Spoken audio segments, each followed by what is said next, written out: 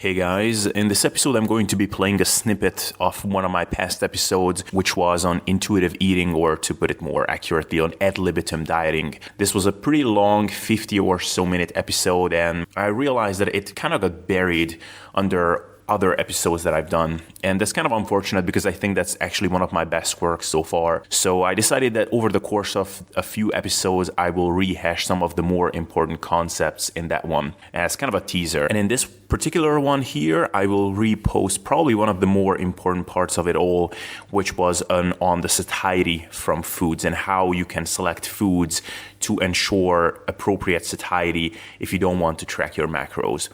In the beginning, you'll hear me saying things like the bottom layer and things like that. And that's because I layered the important factors that determine the caloric intake indirectly if you're not tracking macros into sort of a hierarchy of importance. And so because, like I said, food choices and the satiety index of these foods is so important, it is the bottom layer, the most important layer of this hypothetical nutritional pyramid. So that is all as an intro, basically. And with that, let's dive into the actual episode. And of course, if you want to hear the entirety of all of this, you can go ahead and check it out.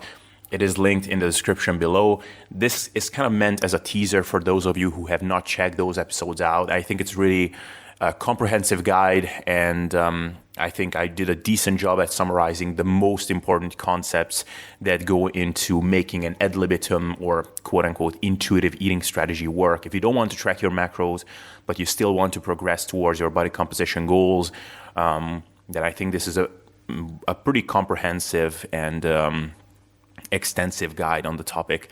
So I hope you enjoyed this episode. I will release a couple of these over the course of the next few weeks. Hope you enjoy this. So let's get into it. And with that, let's focus on the bottom layer of this pyramid first. So let's talk about food choices.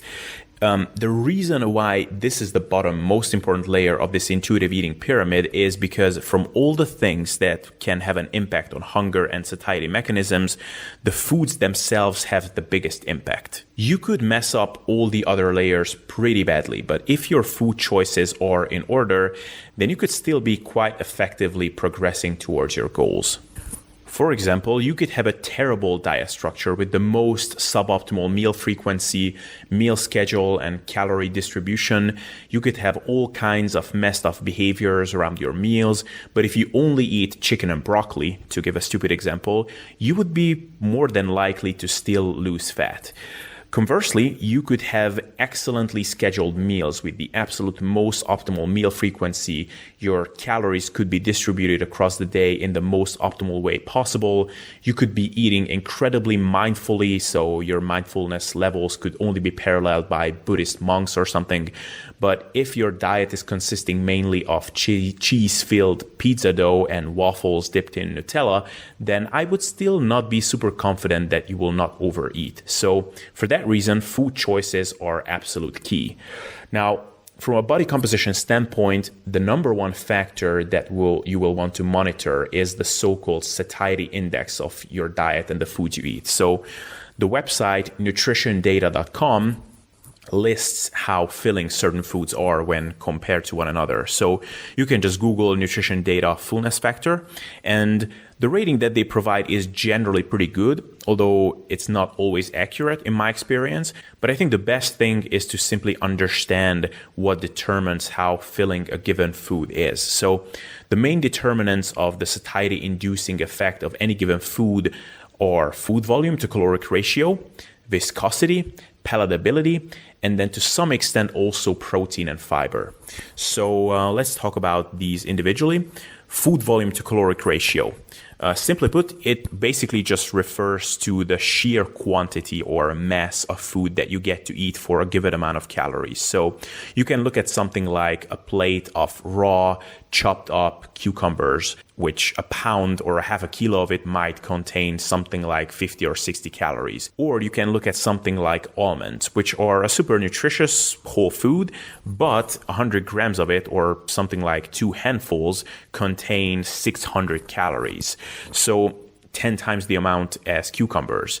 And certainly anybody who has sat down in front of the TV with a bag of nuts in their hands can attest to the notion that you can polish down some absurd amounts of calories pretty quickly that way. And there is in fact evidence of this, that people, when they are left on their own devices, they tend to eat a relatively constant mass of or quantity of food, and they tend to not deviate from that so much, regardless of how many calories the food they eat contains. So this suggests that for the feeling of satiation and fullness after a meal, the most important thing is that the food contains enough volume or weight for your given needs and preferences.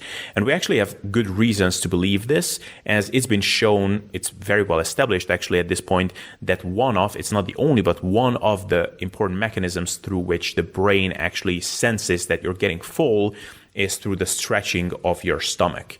And this is pretty cool, because what this means is that you can basically be just as satisfied, at least temporarily, by eating a much lower calorie amount if you eat a sufficient quantity of food.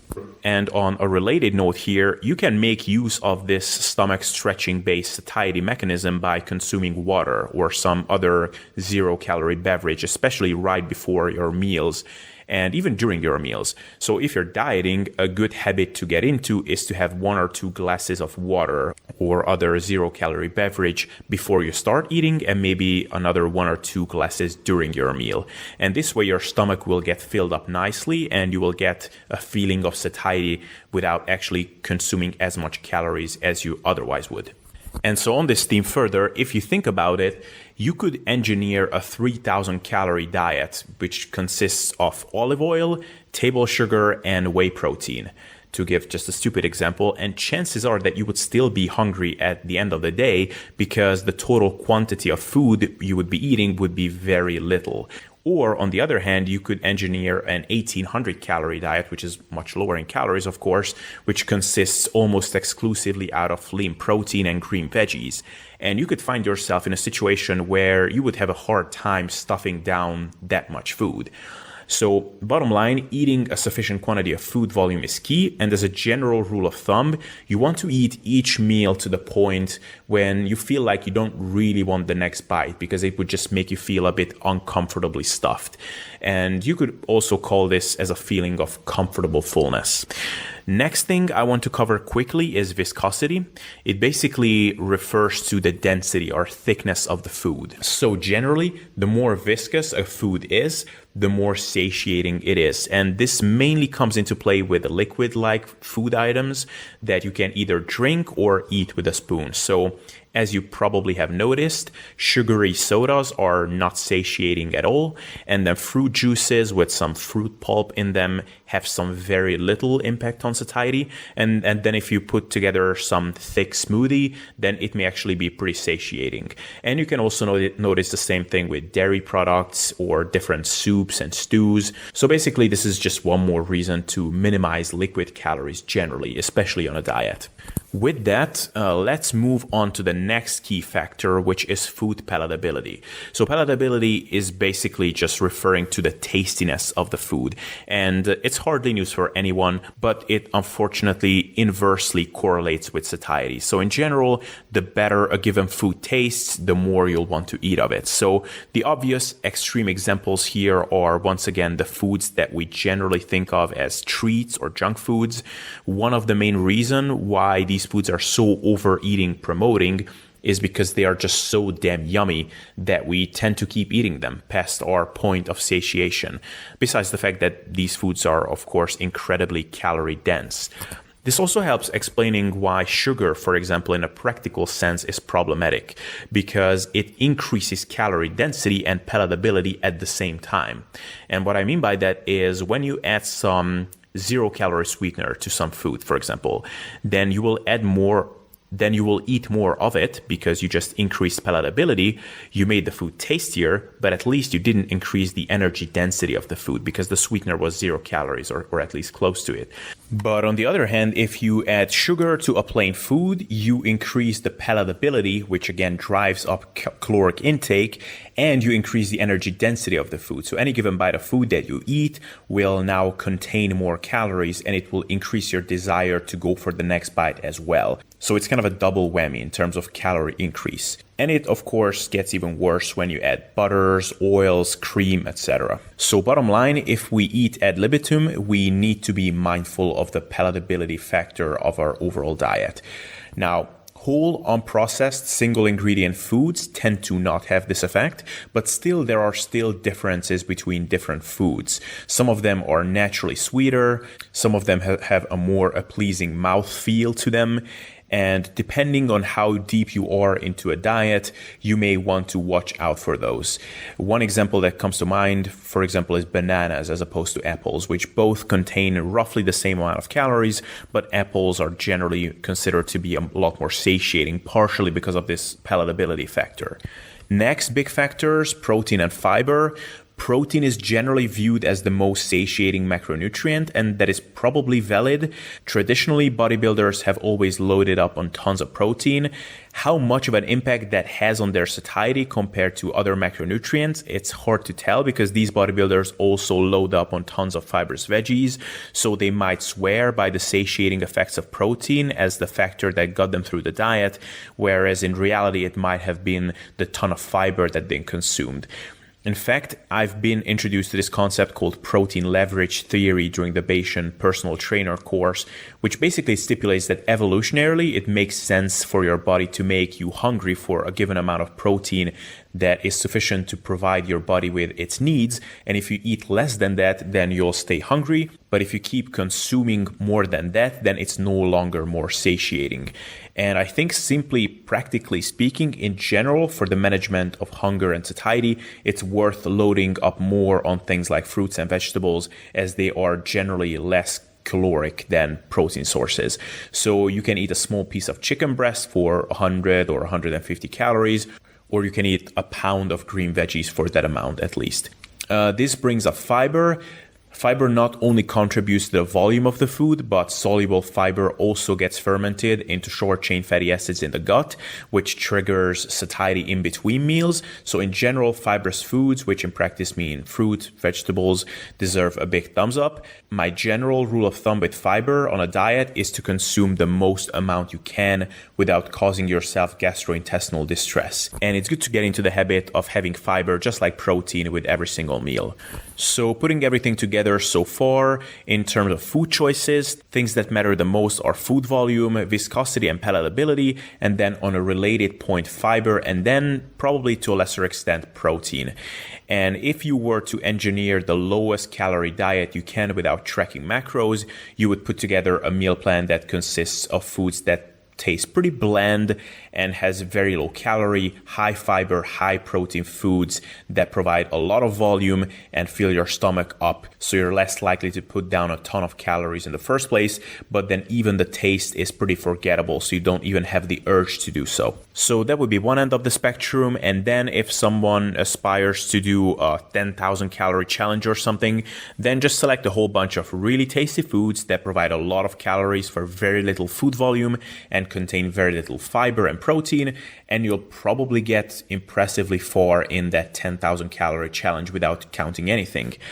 And then there are, of course, more sane approaches in between. So ideally, you don't want to cut long-term on super bland foods exclusively, but for short-term goals, it can be rather useful.